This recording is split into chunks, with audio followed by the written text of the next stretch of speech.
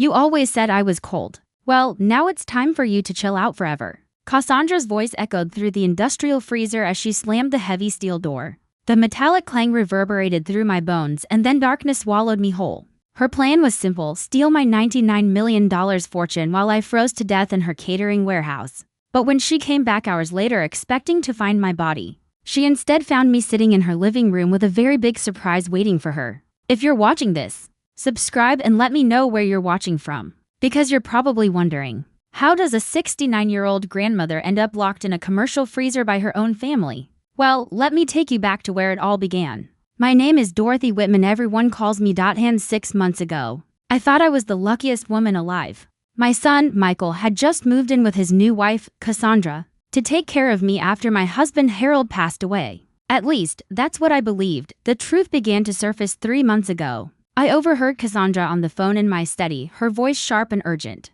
$99 million, she whispered. The old bat has $99 million just sitting there. Insurance, Harold's business, investments. She's too senile to manage it properly. I froze in the hallway, my afternoon tea turning cold in my hands. Trust me, Marcus, she continued. Once she's gone, Michael inherits everything. And what Michael inherits I control. That night at dinner, Cassandra smiled sweetly as she served my favorite pot roast. You seem tired lately, she said.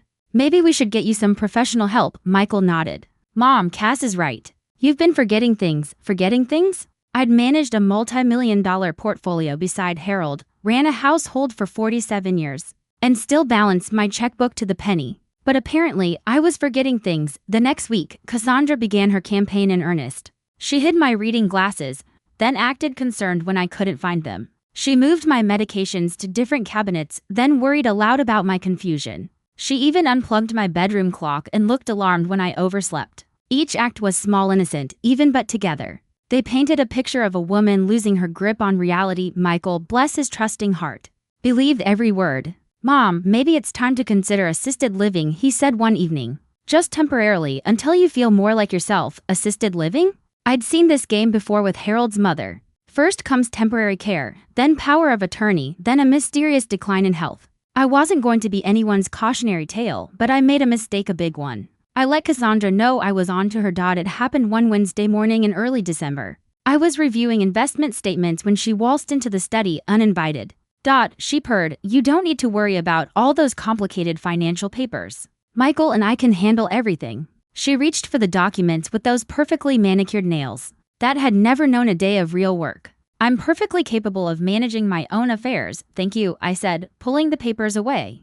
These accounts are in my name only. Her mask slipped for just a moment, and something cold and calculating flickered in her eyes. Of course, I just thought it might be overwhelming for someone your age, someone my age. I'd been hearing that phrase far too often lately. At the grocery store when I took my time picking tomatoes. At the bank when I double-checked my cash. At the doctor's office when I asked too many questions. Suddenly, being thorough meant being old. Cassandra, I said, setting down my glasses and looking her straight in the eye. I know exactly what you're doing. The fake sweetness drained from her face. I don't know what you mean, she said, her voice tight.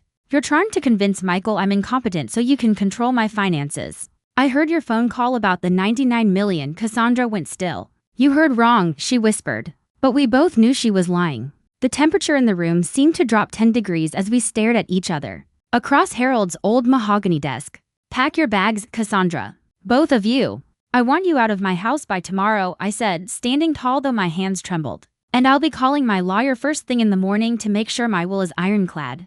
That's when the mask came off completely. You foolish old woman, she hissed. Do you really think anyone will believe you over us? Michael already thinks you're losing your mind. The neighbors think you're losing your mind. Even Dr. Peterson is concerned about your recent behavior. The words echoed in my head, as I realized with growing horror just how carefully Cassandra had been isolating me. The social invitations I'd supposedly declined but never received. The family gatherings I'd been too confused to attend. The medical appointments she'd insisted on joining where she'd spoken for me. Describing symptoms I'd never experienced. Michael will never choose you over me, I said. Though I could already hear the doubt creeping into my voice, would he? Cassandra smiled, then a slow, serpent-like curl of her lips. He already has.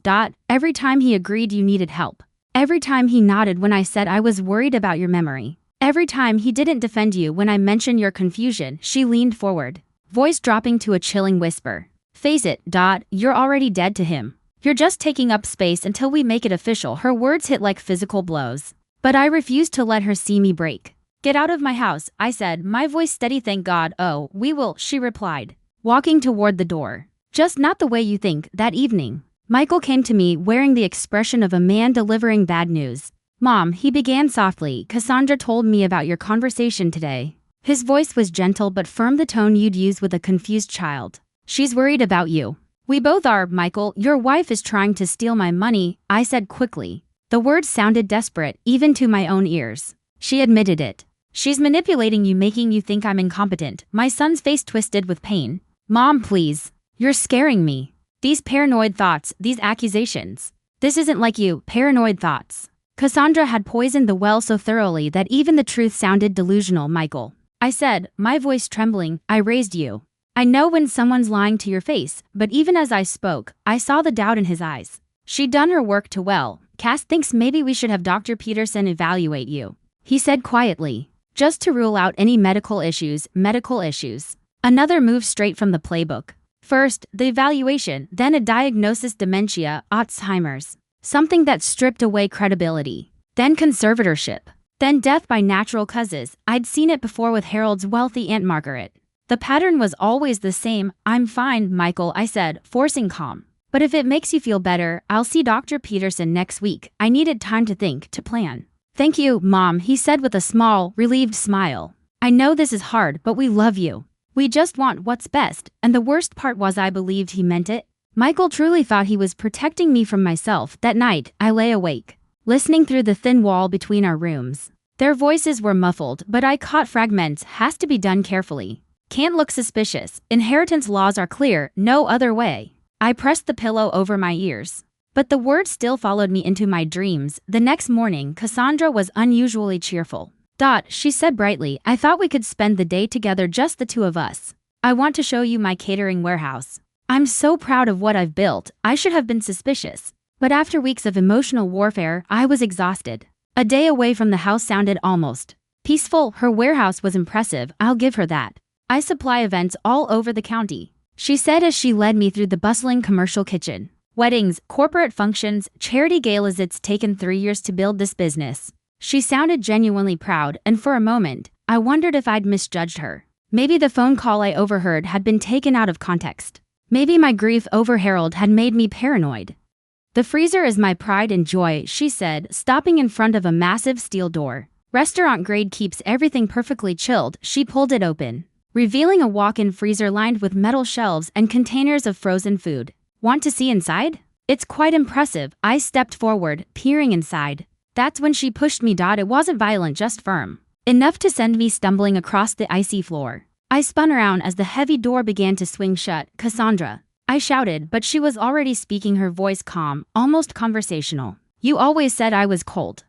Now it's time for you to chill out forever. The lock clicked shut with a sound so final it froze my blood faster than the air around me. I pounded on the door until my fists burned, shouting until my throat went raw, but the warehouse was soundproof and isolated. No one could hear me. No one even knew where I was. The cold hit instantly, slicing through my wool coat, straight into my bones. The freezer was enormous, 12 feet by 8, maybe, with shelves stacked high with frozen meals and boxes of catered food. And in that moment, I realized Cassandra hadn't just taken my warmth. She was trying to erase me completely. The temperature gauge read 105. I figured I had maybe 30 minutes before hypothermia became a real threat, but 30 minutes was a lot longer than Cassandra expected me to last, because she'd made one crucial mistake. She'd locked me in with her emergency supplies. Restaurant grade freezers are required by law to have safety equipment. And there it was, mounted neatly on the wall: an emergency blanket, a flashlight, and most importantly, an interior release handle that Cassandra had apparently forgotten about. I wrapped myself tightly in the emergency blanket and forced my mind to focus. Cassandra's plan was clear. She'd come back in a few hours to discover my frozen body, call 911 in tears, and tell them poor, confused had wandered into the freezer by accident. Michael would be heartbroken, but not shocked. After all, everyone thought I'd been declining. The release handle worked perfectly. I turned it slowly, listening as the lock disengaged. But I didn't open the door all the way, not yet. I cracked it just enough to let in a bit of warmer air and started to plan. If Cassandra thought I was dead, she'd drop her guard. And that's when I'd find out exactly how deep this conspiracy went. I spent the next hour going through her freezer inventory. And what I found made my blood boil despite the cold. Hidden behind boxes of frozen vegetables were waterproof containers filled with documents. Forged medical records describing progressive dementia I didn't have. A power of attorney form with my signature, perfectly faked, and worst of all, a detailed timeline of my decline, ending with my death by natural causes. But the most chilling discovery was a life insurance policy I'd never seen before. $5 million. With Michael listed as the beneficiary. The paperwork was dated just 2 months ago. The signature was mine, at least, it looked like mine. Cassandra hadn't just planned to steal my fortune. She'd insured me like livestock. Around 3 p.m., the warehouse door creaked open. Cassandra's footsteps echoed slow, hesitant, deliberate. Dot? She called, her voice trembling with perfectly rehearsed concern. Dot, are you in here? I've been looking everywhere for you. I crouched behind the prep counter and listened as she walked toward the freezer. Her performance was Oscar-worthy, gasps of horror, frantic cries to 911, sobbing apologies. She must have wandered in and locked herself inside, Cassandra cried. Oh God, this is all my fault. I should have been watching her more carefully. Minutes later, I heard the paramedics arrive. Their voices were muffled but clear enough. Poor woman, one said. These dementia cases are always tragic. Family never wants to believe how far gone they really are after everyone left. I waited another hour before slipping out of my hiding place. The warehouse was silent now, dark, empty, and perfect. I headed straight for Cassandra's office and started taking photos of everything: the forged medical records, the fake power of attorney, the life insurance policy, even her computer screen she'd left it on, carelessly displaying financial transfers and emails that tied it all together. But the best evidence was in her desk drawer, a handwritten journal inside were entries documenting every step of her plan. How she'd studied Harold's death to perfect her methods, researched inheritance scams, practiced forging my handwriting, and calculated exactly how much she'd gain from my death. The total, over $104 million.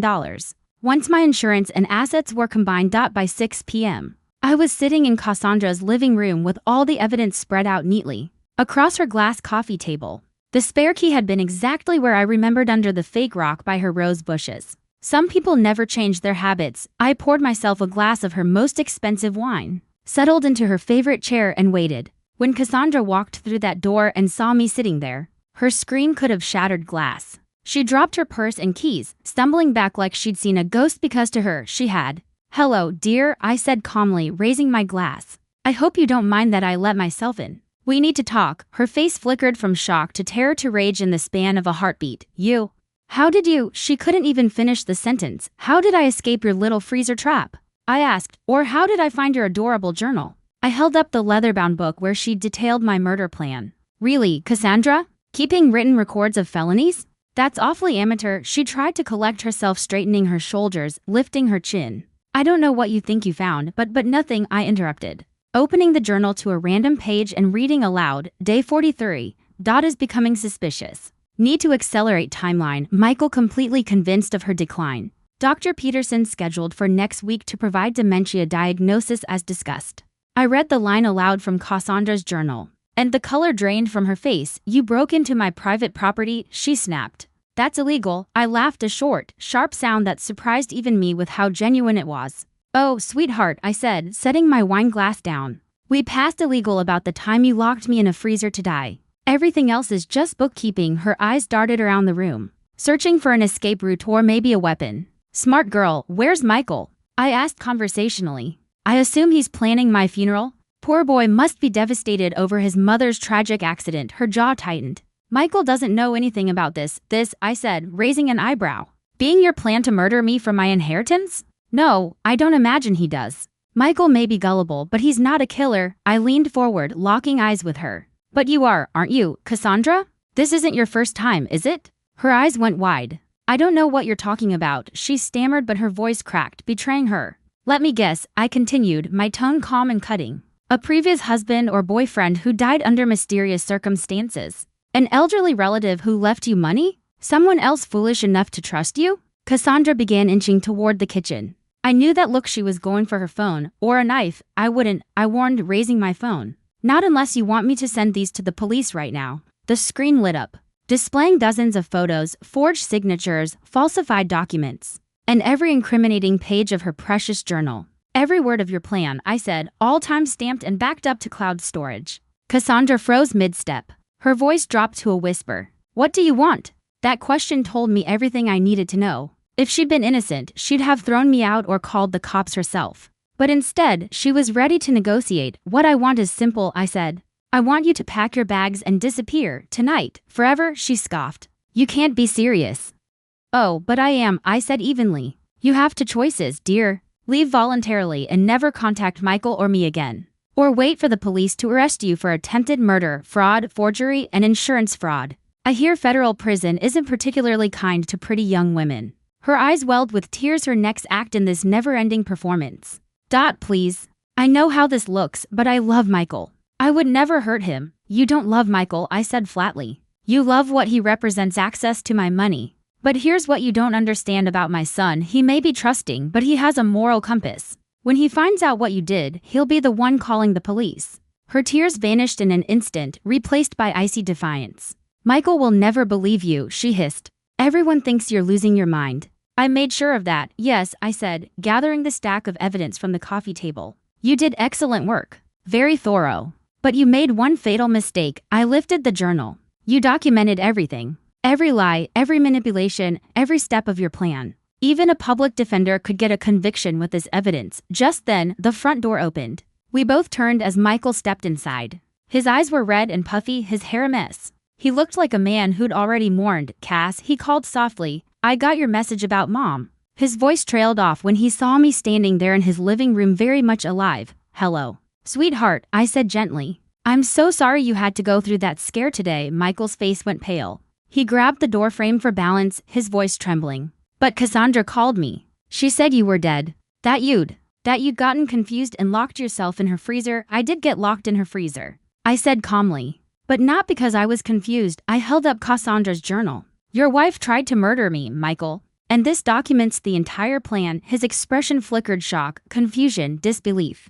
That's impossible, he said. Mom, you must have misunderstood. Read it yourself. I handed him the journal. He opened it, flipping through the pages. And I watched the blood drain from his face as he read his wife's careful notes, every lie, every forged document, every step leading to my accidental death. When he reached the page about the life insurance policy, his hands began to shake. Cass, his voice was barely a whisper. Tell me this isn't real. Cassandra, who had been calculating her next move in silence, sprang into action. Michael, honey, she said quickly, her voice dripping with practiced innocence. Your mother's been paranoid for months. She broke into our house. She's making wild accusations.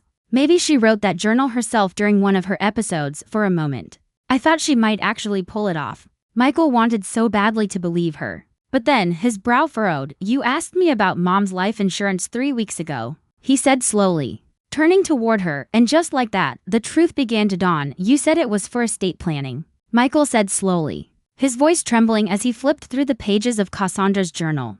But according to this, you already knew about a policy that Mom never even mentioned. Michael, she started, but he wasn't listening anymore. His eyes darted across the pages, each one darker than the last. You documented conversations we never had, he said.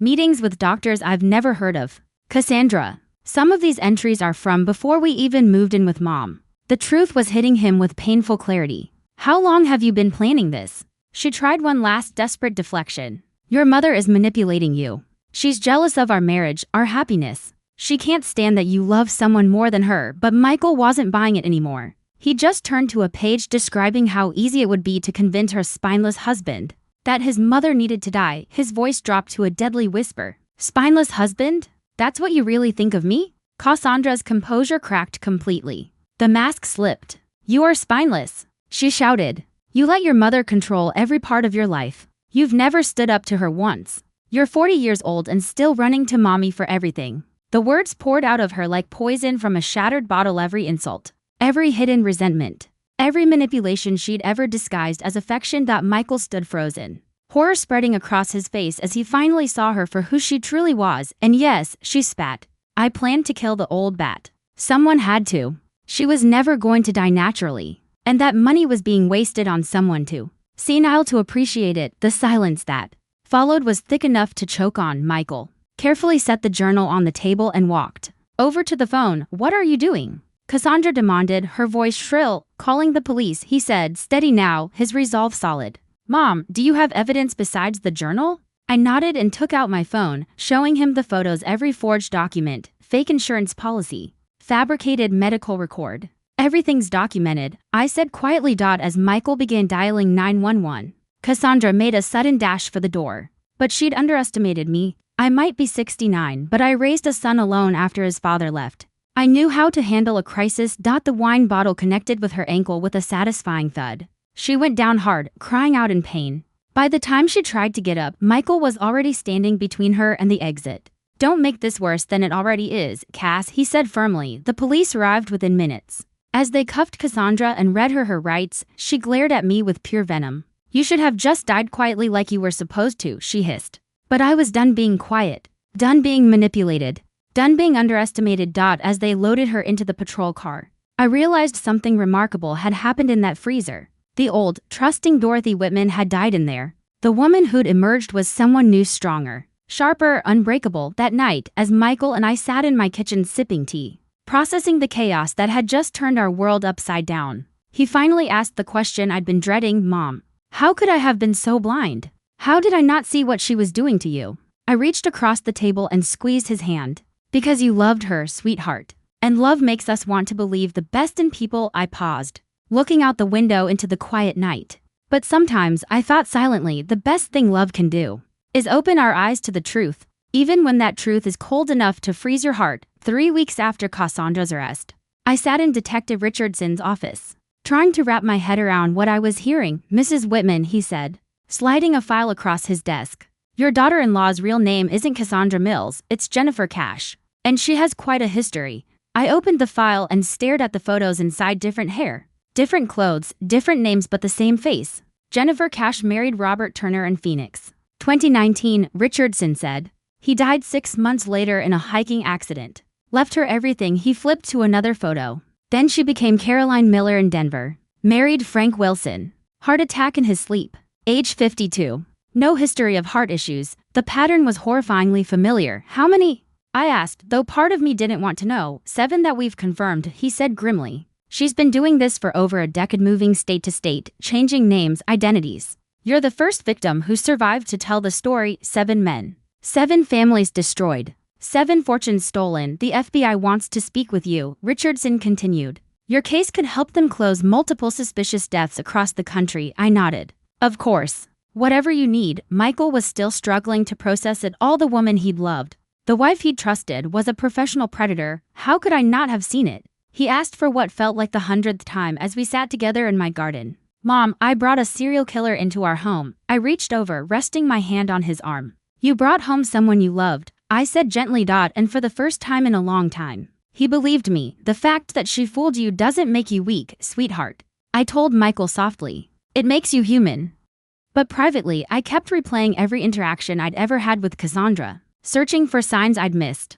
Her charm offensive had been flawless. Every smile, every gesture, every calculated show of concern. The media attention after her arrest was overwhelming. "Black Widow's plot foiled by quick-thinking grandmother," one headline read. "Senior citizen outsmart serial killer," proclaimed another. Reporters camped outside my house for days until I finally agreed to one television interview, mostly just to make them go away. "What advice would you give to other seniors who might be targeted by someone like Jennifer Cash?" the interviewer asked. I thought carefully before answering. "Trust your instincts. If something feels wrong, it probably is. And never, ever be ashamed to ask for help." But the real challenge came after the cameras left, dealing with the financial wreckage Cassandra had left behind. She'd opened 3 credit cards in my name, forged checks totaling nearly $50,000, and somehow gained access to one of my smaller investment accounts. "It'll take months to sort out," my attorney warned. "Banking fraud cases are notoriously complex, at least this time." Michael was helping instead of unknowingly enabling my would-be killer.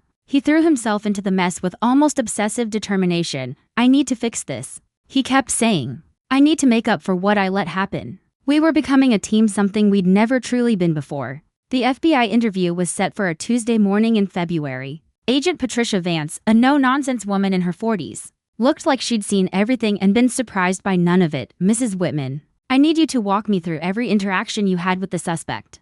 no matter how trivial it might seem, for 3 hours. I recounted every conversation, every odd gesture, every uneasy moment. Agent Vance took notes constantly, occasionally pausing to clarify details. She asked about your medications early in the relationship, the agent observed.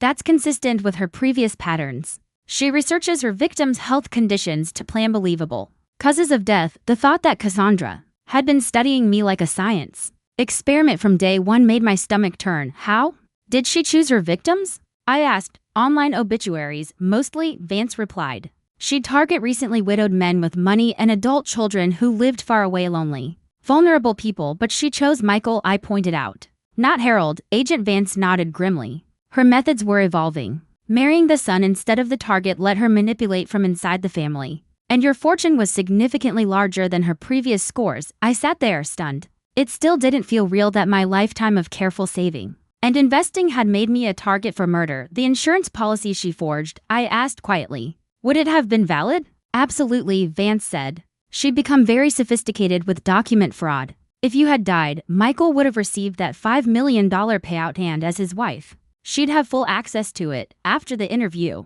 I drove to the cemetery and sat by Harold's headstone. I wish you were here to see this, I said aloud, feeling only a little foolish. You always said I was tougher than I looked. A cold February wind rattled the bare branches above me, and for a moment, I could almost hear his voice. Damn right you are. The financial recovery was slow but steady. My bank had been cooperative once they understood the full extent of the fraud. We're implementing new security measures, the branch manager assured me. This kind of systematic identity theft is becoming increasingly sophisticated. Michael had insisted on moving back home temporarily to help me reorganize. Everything's I don't want you dealing with this alone, he said. It was comforting having him there again, even though I could see the guilt eating away at him. He'd grown thinner, quieter, older somehow.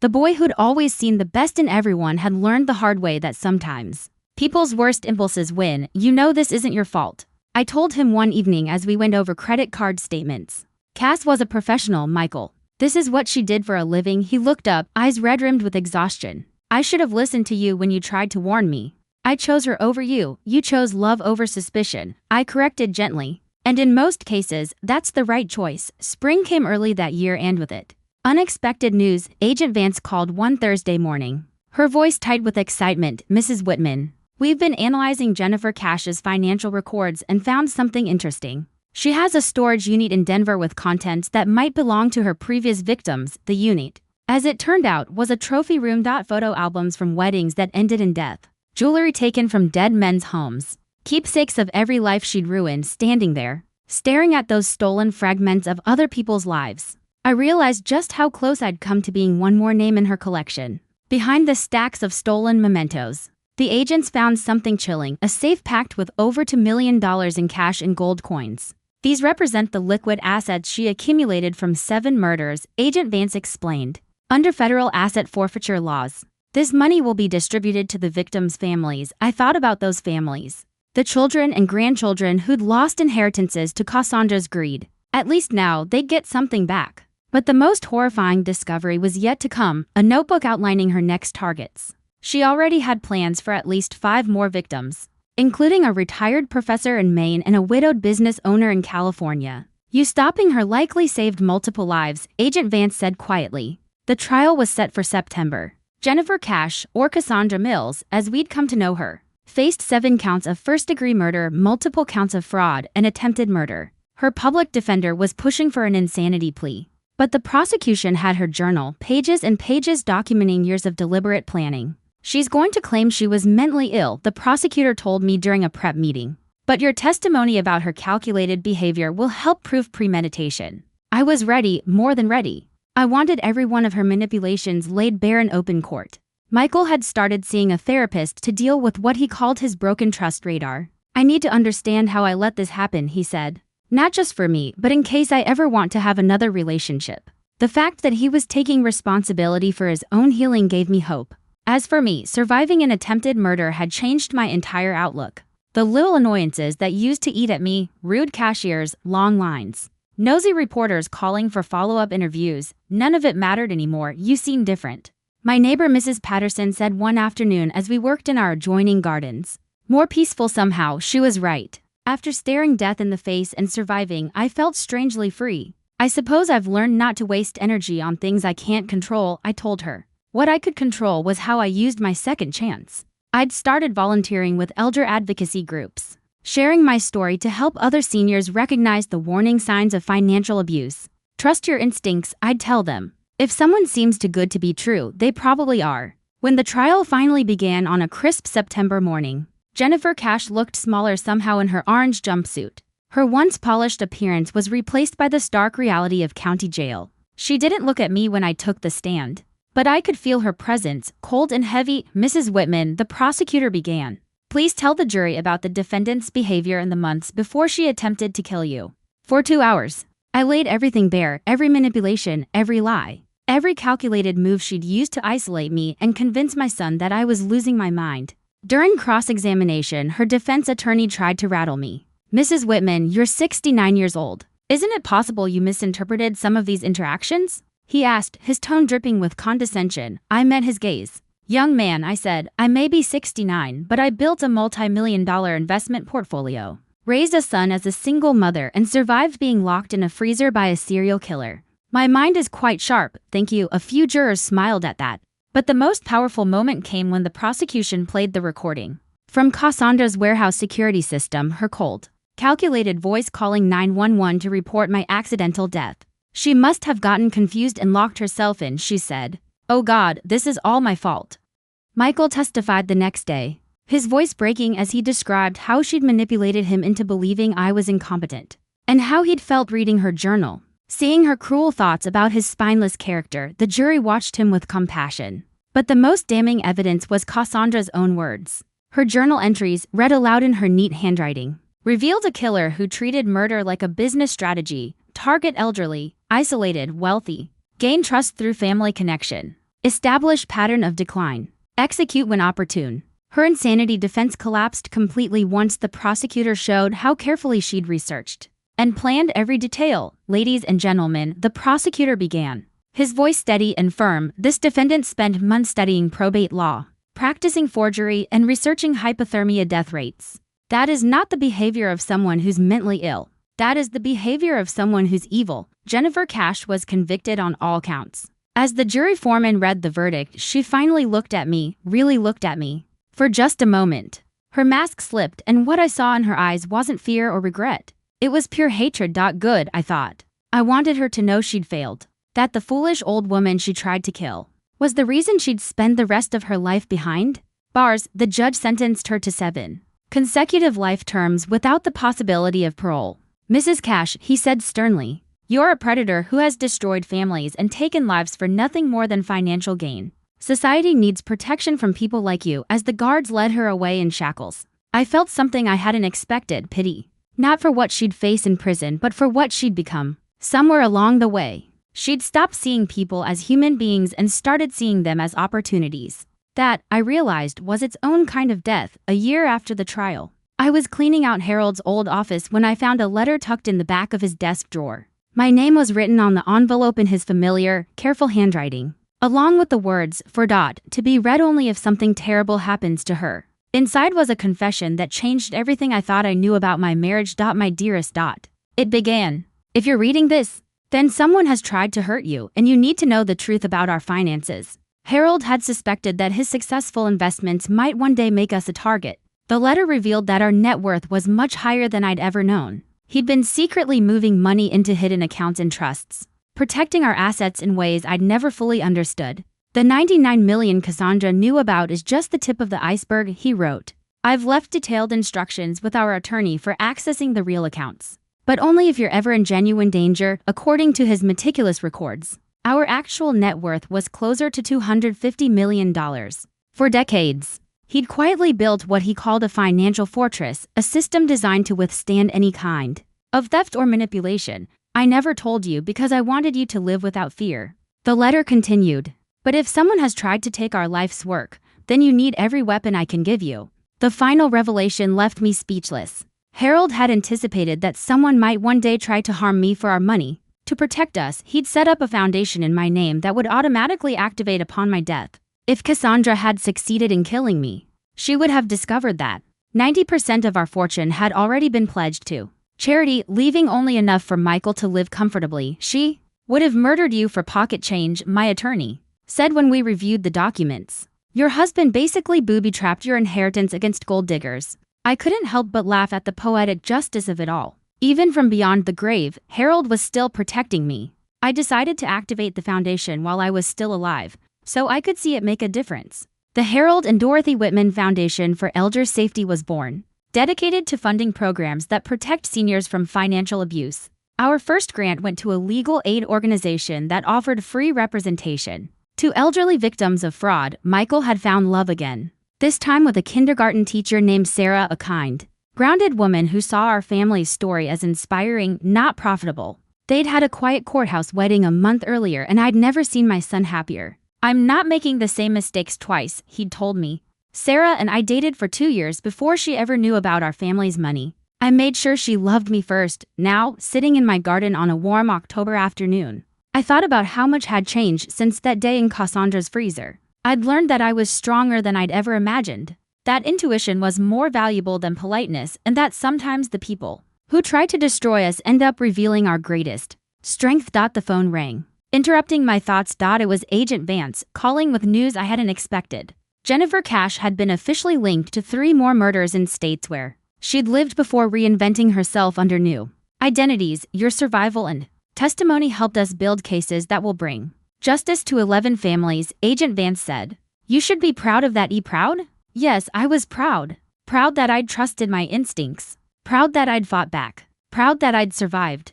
But most of all, I was proud that I'd finally learned to value my own life enough to protect it fiercely. That evening, I sat on my back porch watching the sun sink below the horizon, the sky painted in soft gold and deep pink. I poured a glass of Harold's favorite wine and lifted it in a quiet toast to second chances, to resilience, and to the powerful truth that no one gets to decide your disposable except you. The future stretched out before me, full of possibilities I'd almost lost, stolen by a woman who'd once seen me as nothing more than a bank account with a pulse. But Dorothy Whitman wasn't going anywhere. And God help anyone who ever tried to make me disappear again. Thanks for listening. Don't forget to subscribe and feel free to share your story in the comments.